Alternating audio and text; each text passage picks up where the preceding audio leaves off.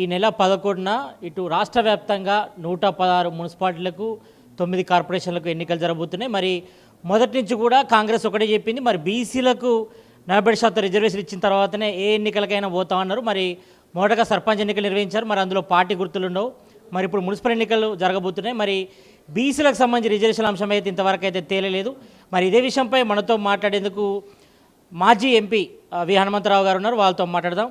అన్న చెప్పండి, ఇటు బీసీలకు 40% రిజర్వేషన్ ఇచ్చిన తర్వాతనే ఎన్నికలకు వెళ్తున్నారు. మరి ఈ నెల 11న మున్సిపల్ ఎన్నికలకు పోతురు, మరి బీసీలకు ఎన్ని బీఫామ్లు ఇవ్వబోతురు, మరి మీ పార్టీ ఎన్ని ఇవ్వబోతుంది? చూడండి, దీనికి ఒకటే కారణం ఉన్నది. దాన్ని రాహుల్ గాంధీ గారు గుర్తించి ఆయన భారత్ జోడో యాత్రలో కన్యాకుమారి నుంచి కశ్మీర్ నడిచిన తర్వాత ఎస్సీ ఎస్టీలకే అన్యాయం కాదు, వాళ్ళకంటే ఎక్కువగా బీసీలకు అన్యాయం జరుగుతుందని ఆయన ఏమన్నాడు, we come to the power, will conduct caste wise census, అంతటితో కూడా జితిన హిస్సేదారి భాగీదారు according to their population their reservation will be increase అన్నాడు. అనుకోకుండా ఆయనకు అవకాశం రాలే, ప్రధానమంత్రి అయిన ఉంటే అయిపోతుండే, కానీ ఆయన ఇవాళ అపోజిషన్ లీడర్ అయిండు. ఆ తర్వాత ఫస్ట్ భారతదేశంలో ఎవరు ఇంప్లిమెంట్ చేయలే, కేవలం తెలంగాణలో రేవంత్ రెడ్డి ఇంప్లిమెంట్ చేశాడు. ఎలక్షన్ ముందు కామారెడ్డిలో చెప్పాడు, మేము తప్పనిసరిగా పవర్లు వస్తే 42% రిజర్వేషన్ ఇస్తా అని సిద్ధరామయ్య మాజీ ప్రజెంట్ ముఖ్యమంత్రి అయినటువంటి సిద్ధరామయ్య ముందు చెప్పడం జరిగింది.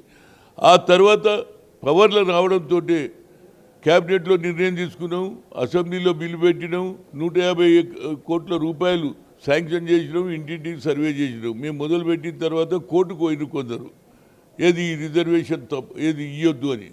ఆ తర్వాత ఇక మరి మేము ఒకసారి ముందుకు వస్తున్నప్పుడు రాజీవ్ గాంధీ గారు పంచాయతీరాజ్ వ్యవస్థను పటిష్టం చేయాలని ఆ రోజుల్లో పంచాయతీరాజ్ మీటింగ్లు పెట్టి మహిళలకు కూడా రిజర్వేషన్ ఇవ్వాలి, 5 సంవత్సరాలకు ఏ విధంగా అసెంబ్లీ పార్లమెంట్ అవుతుందని పెట్టారు. కేంద్రం నుంచి వచ్చే బడ్జెట్ గ్రామాలకు వచ్చినాడే ఆయన మహాత్మా గాంధీ ఆలోచన చేశాడు, గ్రామ స్వరాజ్యం వచ్చినాడే నిజమైన స్వాతంత్రం అన్నాడు. కాబట్టి దాన్ని ఇంప్లిమెంట్ చేయాలంటే కేంద్రం నుంచి నిధులు రావాలి. దాని గురించి ఆయన వీళ్ళు కోర్టుకు పోతారని మాకేం తెలుసు దీని మీద. సరే, కోర్టు ఏం చేసిందంటే 50% సీలింగ్ దాటుతుంది కాబట్టి ఇవ్వలేమన్నారు. దాని తర్వాత ఆయన ఆర్డినెన్స్ తీశాడు, గవర్నర్కి ఇచ్చారు, గవర్నర్ కోల్డ్ స్టోరేజ్లు ఇచ్చారు. రేవంత్ రెడ్డి గారు ఢిల్లీకి వచ్చి జంతర్ మంతర్లో ఆయన ముఖ్యమంత్రిగా ధర్నా చేశాడు.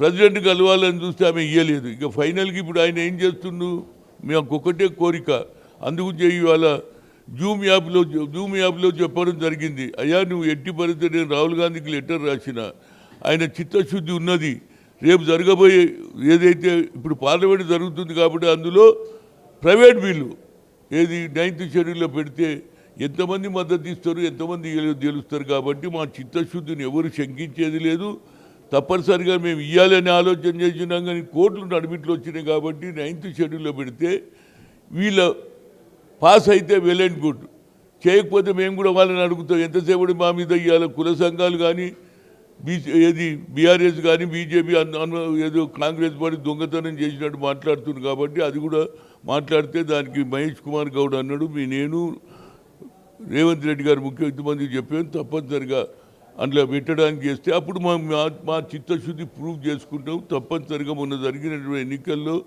ఏది నాన్ పార్టీ బేసిస్ అయినా మాకు 60% పైన మాకు ఓట్లు వచ్చినాయి. ఈ ఎలక్షన్లో కూడా అందరు కలిసి పనిచేస్తే తప్పనిసరిగా మేము వాగ్దానాలు అన్ని వాళ్ళు ఎంతసేపు వాగ్దానాలు పూర్తి చేయలే, వాగ్దానాలు అన్ని అబద్ధాలు చెప్తున్నారు. కాబట్టి పార్లమెంట్లో ప్రైవేట్ బిల్ పెడుతురా 42 రిజర్వేషన్ మీద మా ప్రయత్నం ఫుల్ చేస్తున్నాం. పెడుతున్నారా కాదు, పెట్టేందుకు మా ప్రయత్నం చేస్తున్నాం. అందులో సెకండ్ థాట్ లేదు. రాహుల్ గాంధీకే లెటర్ రాసిన, ఆ లెటర్ అందరికి పంపించిన, మల్లికార్జున్ ఖర్గేకు, రాహుల్ గాంధీకి, అదేవిధంగా సోనియా గాంధీకి కూడా పంపిన. రాహుల్ గాంధీ లెటర్ అందరికి కూడా ఇచ్చిన. కనుక ఇవాళ బీజేపీ వాళ్ళు ఇవాళ బడ్జెట్లో దెబ్బ కొట్టిరు. కమస్కం వాళ్ళ చిత్తశుద్ధి ఉంటే ప్రధానమంత్రిని పోయి అడగండి, అయ్యా ఈ బిల్లు పెడుతున్నారు, మేము అందరం మద్దతు ఇస్తామంటే అప్పుడు న్యాయం జరుగుతుందని చెప్పగలరు. Thank you. అంటే ఇటు మీరు మొదటి నుంచి కూడా బీసీ బిల్లు కోసం మీరు ఫైట్ చేస్తున్నారు, మీ కాంగ్రెస్ పార్టీ ఎందుకు స్టాండ్ తీసుకోలేకపోతుంది? ఇప్పుడు కనీసం పార్టీ పరంగా 42 రిజర్వేషన్ ఇవ్వాలి కదా. ఇప్పుడు మున్సిపల్ ఎన్నికల్లో ఎన్ని బీఫామ్లు ఇచ్చారు మీరు బీసీలకు? ఎన్ని బీఫామ్లు ఇచ్చారని నేను తెలుసుకొని చెప్తాను. ఇప్పుడు అడిగితే నేను సగం చెప్తే మళ్ళీ బాగుండదు, మళ్ళీ పెట్టు మైక్ చెప్తా. Right, thank you. ఓకే, కేంద్ర ప్రభుత్వం జనగణన చేయబోతుంది కదా, అందులో బీసీ కులగణన చేయట్లేదు అంటుంది, దీనిపై మీరేమంటారు? ఏది జనగణన చేయబోతుంది కేంద్ర ప్రభుత్వం, దానిలో కులగణన చేయట్లేదని కూడా ఒక విమర్శ వస్తుంది. దీనిపై ఏమంటారు? జనగణ ఎవరు చేయాలి? ఎప్పటి నుంచో అడుగుతున్నా నేను. ఓబీసీ ఎంపీస్ కన్వీనర్గా చేసిండా నరేంద్ర మోడీ 3 సంవత్సరాలు నిండు. ఆయన ప్రధానమంత్రి బీసీ ఉంటాడు. బీసీ ఆయన అగ్రకులాల్లో పుట్టినటువంటి రాహుల్ గాంధీ, అగ్రకులాలు రేవంత్ రెడ్డి బీసీల గురించి ఆలోచన. ఒరిజినల్ బీసీలు ఏం మాట్లాడతలేరు కదా. ఇక్కడ ఉన్నటువంటి ఇక్కడ మాట్లాడుతున్నారు. ఢిల్లీలో ఎందుకు అడగారు? మన రాష్ట్రానికి అన్యాయం జరుగుతుంది ఏది బడ్జెట్లో. దానికి మాకు రైలు పెట్టేసినాం. ఉండదు రైతు కాదా, పేద ప్రజల గురించి ఆలోచన చేయాలి కదా. అది కేవలం ఇందిరాగాంధీ, రాజీవ్ గాంధీ పీరియడ్లోనే జరిగింది. ఇప్పుడు అంతా ఓన్లీ హైక్ క్రియేట్ చేస్తున్నారు, ఏం చేస్తున్నారు. ఇప్పటికన్నా మా బీజేపీ ఎంపీలను రిక్వెస్ట్ చేస్తున్నా, ఈ బిల్లు పెట్టినప్పుడు వాళ్ళని మద్దతు ఇవ్వమని కోరుతున్నా. నిన్న బీజేపీ బిల్లు ఇటు కేంద్ర ప్రభుత్వం బడ్జెట్ కూడా పెట్టింది. మరి ఇక్కడ 8 మంది ఎంపీలు ఉన్నారు, అందులో 2 కేంద్ర మంత్రులు ఉన్నారు. మరి బిల్లుపై మీరు ఏమంటారు? కేంద్ర ప్రభుత్వం ఇంతకుముందే చెప్పినా కదా.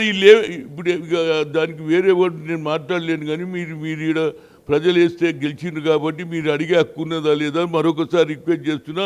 మా బడ్జెట్ను తెలంగాణకు రావాల్సిన నిధులు ఎక్కువ రావాలని కోరుతున్నా. అదేవిధంగా రేపు బిల్లు పెట్టినప్పుడు వాళ్ళు కూడా మద్దతు ఇవ్వమని కోరుతున్నా. మున్సిపల్ ఎన్నికల్లో ఇప్పటికే నామినేషన్ వేసారు. దీనికి సంబంధించి ఏదైతే బీఫామ్లు ఎందుకు డిలే అయింది అంటే ఆయన గొడవలు అవుతున్నాయా, లేకపోతే కొంతమంది రెబల్స్ కూడా పోటీ చేయబోతున్నారు? పార్టీ టికెట్ల విషయంలో కొంచెం తర్జన అవుతున్నట్టు తెలుస్తాం. మంది సంగతి నువ్వే సగం గొడవలు పెడుతున్నావు. గొడవలు అయితే నువ్వు లేదు. ఇది ఎక్కడ పంచాయతీరా బాబు. నేను ఏదైనా ఇవాళ ముఖ్యమంత్రి గారు అందరికీ చెప్పేసిండ్రు, సమన్వయం చేయమన్నాడు. సమన్వయం అవుతుంది తప్పనిసరిగా. కార్యకర్తలు ఎవరికైతే అన్యాయం జరిగితే వాళ్ళకి తప్పనిసరిగా గవర్నమెంట్ ఏదన్నా పదవులు ఇస్తా అని కూడా చెప్పిండు. కాబట్టి అందరం కలిసి పనిచేద్దాం. బలగా మనం సినిమా వచ్చింది కదా.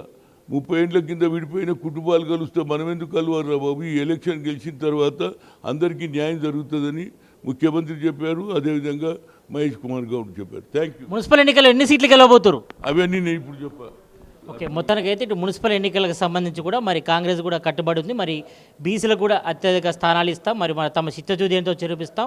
మరోవైపు ఇటు పార్లమెంట్లో కూడా ఇప్పటికే ఇటు బడ్జెట్ సెషన్ కూడా జరుగుతున్నాయి కాబట్టి మరి ఈ బడ్జెట్ సెషన్ లోపే మరి ప్రైవేట్ బిల్లు పెట్టేందుకు కూడా మరి రాహుల్ గాంధీ కూడా ప్రయత్నిస్తున్నారు. మరి ఇందులో అందరూ ఎంపీలందరూ కూడా కలిసికట్టుగా మద్దతు తెలపాలి. మరి ఇందులో ఎవరి చిత్తశుద్ధి ఏంటో చూస్తాం. మరి ఇప్పటికే కాంగ్రెస్ కట్టుబడి ఉంది బీసీలకు 40% రిజర్వేషన్లో. మరి ఇందులో కూడా మరి కేంద్ర ప్రభుత్వం మాత్రం తొండాట ఆడుతుంది. మరి బీసీలకు 40% రిజర్వేషన్లో మరి వాళ్ళ స్టాండ్ ఏంటో ఇప్పుడు చూస్తామని కూడా మరి మాజీ ఎంపీ వి హనుమంతరావు చెప్తున్నారు. అసలైన తొలి వెలుగు. ఫాలో వాట్సాప్ @తొలి వెలుగు అఫీషియల్.